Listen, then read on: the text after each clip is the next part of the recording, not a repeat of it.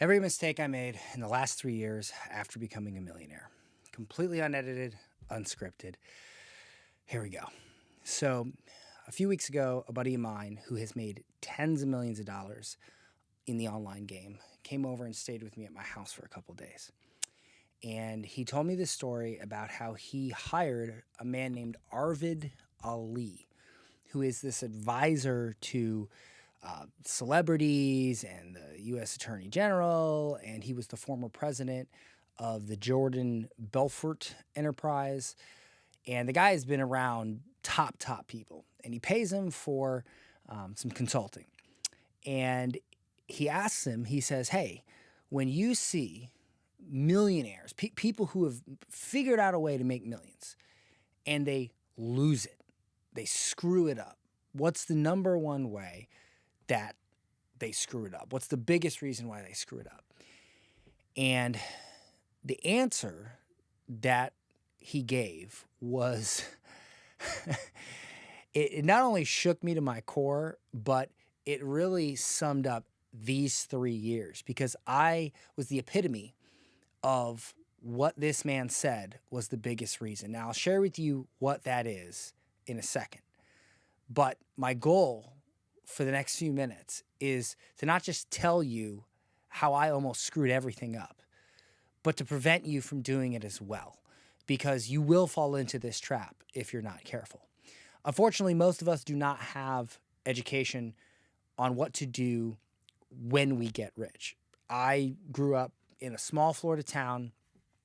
I went to school. Like, what do you learn in school? And I delivered pizza for 7 years. So when I figured out how to make money, there was no rule book on what to do with it. And so take you back a few years, probably 5, 6, 7 years by now, I was doing extremely well. I was selling business education. I had developed my skill set. I had learned marketing. I had learned sales. I had learned all the things required to build an online business. And I was selling business education. I was selling consulting. I was selling events, masterminds, and I was doing really well with that. I made to the tune of over $30 million in my company, and a large percentage of that was profit. Unlike when you have a software company or like an agency or something, very little profit. This was like almost all profit. And it enabled me to do a lot of crazy things with money, buy houses, buy cars. I was buying yachts. I was, and I had plenty left over to buy my mom a house, my dad a house. Like, it was bananas. And then one day, I decide that I'm bored, that I was no longer interested in making millions of dollars with a skill set that I spent years accumulating. And so I tried other things. And these are the other things that I tried and the mistakes that I made and what happened. And then I'll tell you this piece of advice that this man, Arvid Ali, gave, and I'll tie it all up. So one of the first things I did, and this is in no particular order, was I decided to start a planner company, a frickin' planner. And it's a great planner, but it's just a little planner where I would make maybe $5 in profit off of each planner. And what I found was that I put my heart and soul into this. And the reason I did this was because I wanted to prove to myself that I could do more than just sell information, that I could do other things, which, if you really think about it, was pretty arrogant, because to be a pizza boy and then figure out a way to make millions of dollars at an incredibly high profit margin, and then think that I could do it again with something completely different, that's kind of arrogant. It's kind of arrogant. So I do this, and unfortunately for me, I learned this from Grant Cardone, your biggest asset is also your greatest liability. See, I have always had a knack for figuring out how to sell anything, literally anything. And even in my info product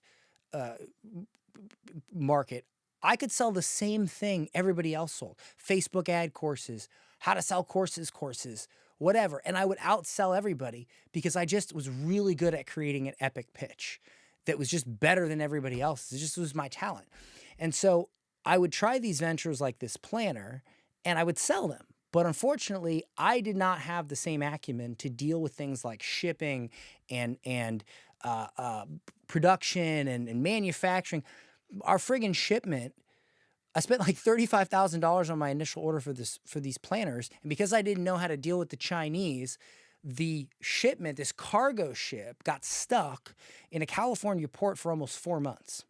So I didn't even have the planners for 4 months. So I'm sitting there literally not even knowing what to do with this company for 4 months. So I had to go do other things.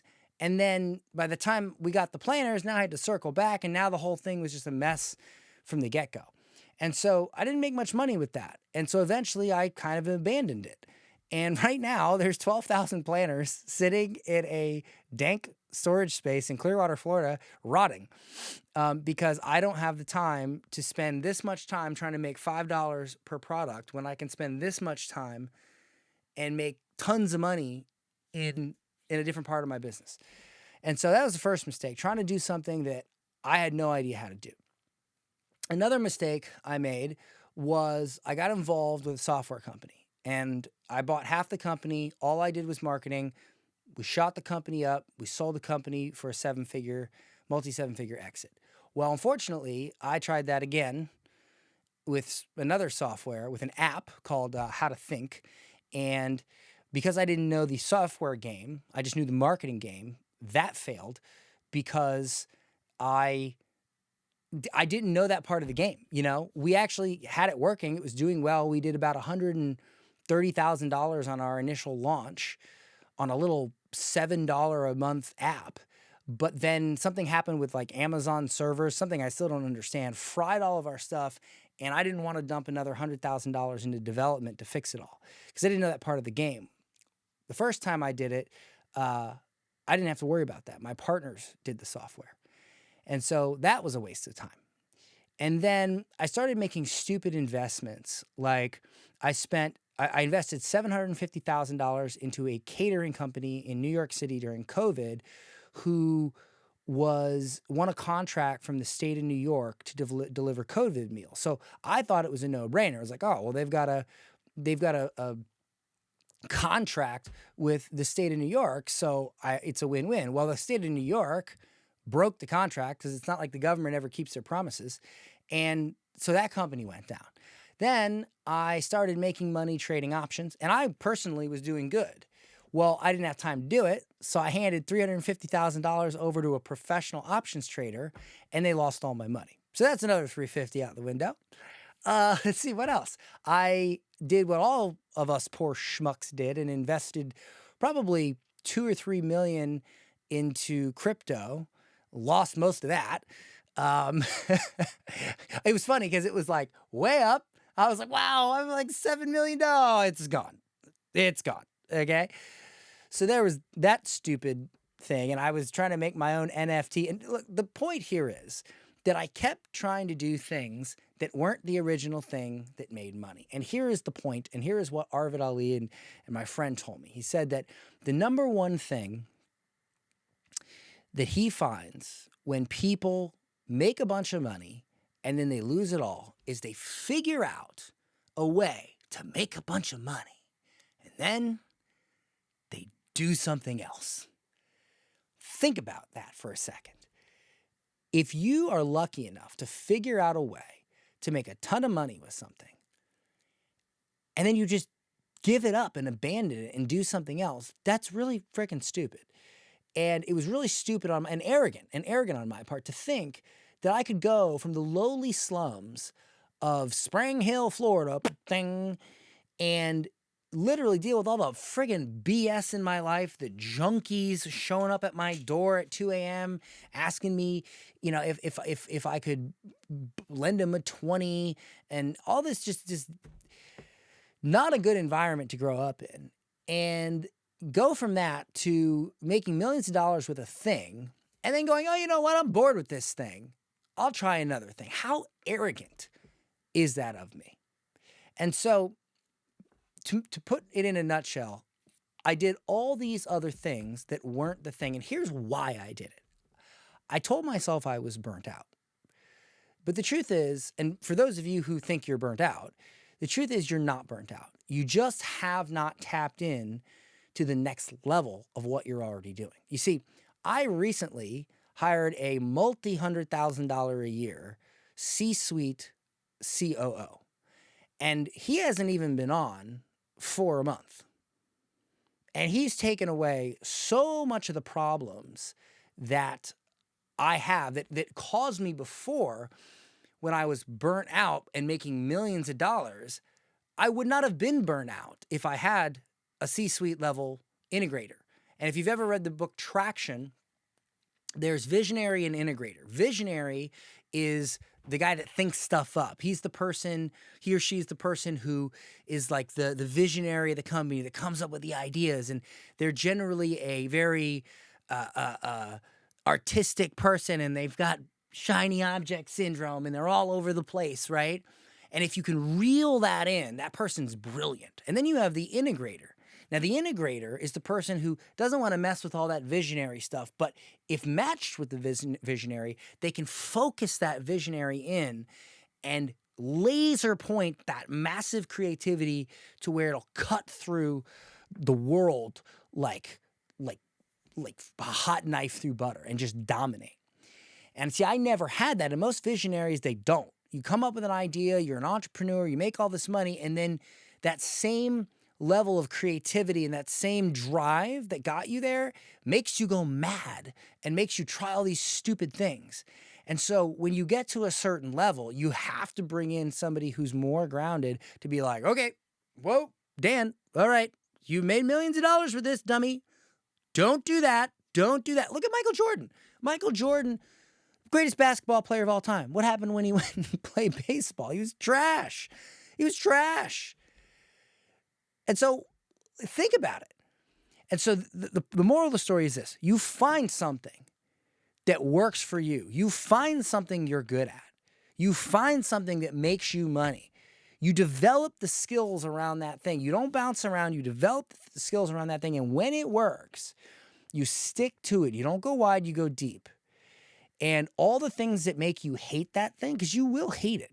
You do anything long enough, no matter how much money you make, you'll end up hating it.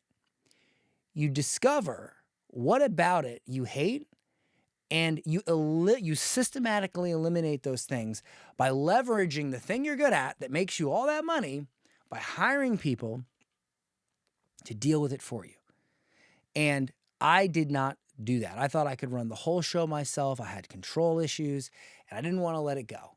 And as a result, boom. Now, I will tell you this. I'll tell you this one more piece of advice. The simpler you keep your model of success, the easier it will be to maintain that success. You see, I had a simple model. I would put out a presentation. I would put out social media content. I would spend money on ads. I'd get people to that presentation. That presentation was good. I call it the epic pitch. I make one epic pitch for an offer. People come to that pitch. They watch it as much as possible. It turns them into a customer. And then from there, I would do events. I learned to speak. I would do an event. I'd make $1 million on an event. Boom. If I wanted I remember when I bought my penthouse, I wanted the penthouse. So I freaking did an event. I made $1 million. I got the penthouse. It was simple.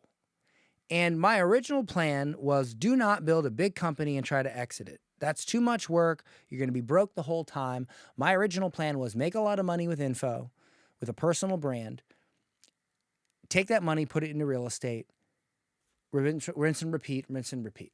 And it worked for a long time. I just sold a property in Florida that I owned for less than 2 years. I made over $1 million in upside in 2 years. I bought it for 1.9. I sold it for 2.9 this month. And that made me $500,000 a year for the last 2 years. And that money that went into that real estate came from my gifts. And that's the thing. When you discover your gifts, and it may take you a while to discover your gifts, when you discover your gifts, you stay in your gifts.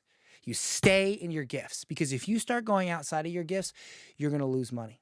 You're going to lose money. And don't let them say, oh, you could use your gifts to afford things. Use your gifts to, look, I'll tell you something about that. I bought a $2 million yacht cash once.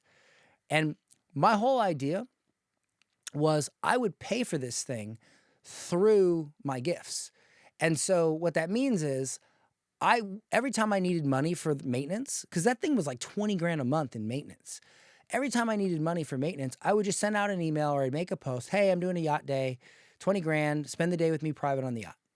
People would come out and they would spend the day with me. I'd make 20 friggin' grand and boom, I'd pay for but that whole thing, the time and the effort that went into that distracted me from the boring everyday part of my business that made me even more money. And so I kept distracting myself because I couldn't handle the fact that the money was coming too easy. I couldn't handle the fact that I became so good at it that it was frickin' boring. And I couldn't handle that. I had to mess with it. And so listen, guys, the day you get so good at something that it becomes effortless, it becomes boring, that's when you really got to reel it in. You got to find somebody, a freaking therapist, a COO, somebody, because that is the moment you're going to start screwing up.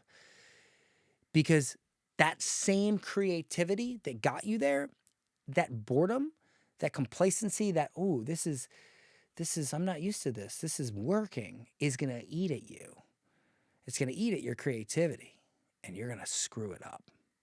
And that's where you need to bring somebody else in. My COO, Joe, he says, your mind is like a dark alley at night. You don't want to go down that alone. And you need somebody to go down that alley with you. And the moment I realized where I was really messing up, I attended an event last week, 5,000 people. And I had dozens and dozens and dozens and dozens and dozens and dozens and dozens of people walk up to me and shake my hand and they say, Dan, I took your program. I bought your program. I bought your course.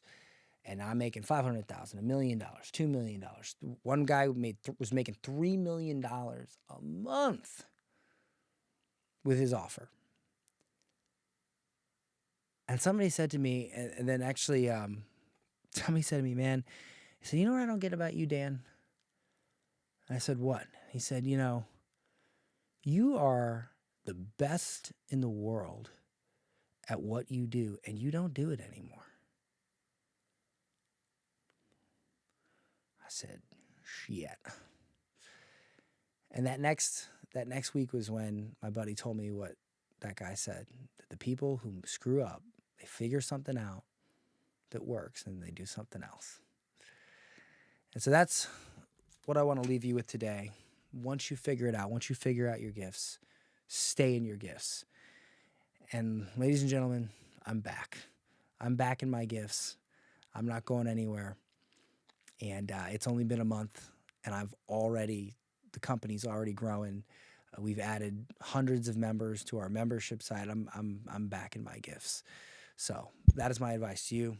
I sincerely hope you take it. Don't screw it up.